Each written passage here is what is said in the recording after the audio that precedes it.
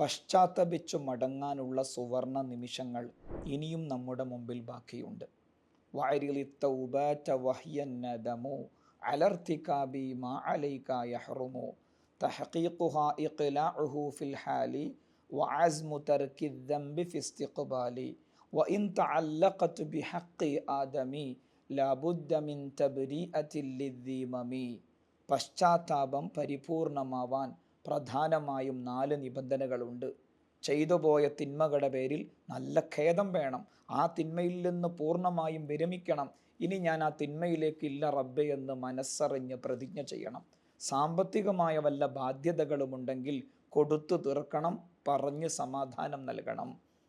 പരിപൂർണമായ തൗബക്കാണ് വിശുദ്ധമായ ഖുർആൻ തൗബത്തുൻ നസൂഹ എന്ന് പേരിട്ടത്.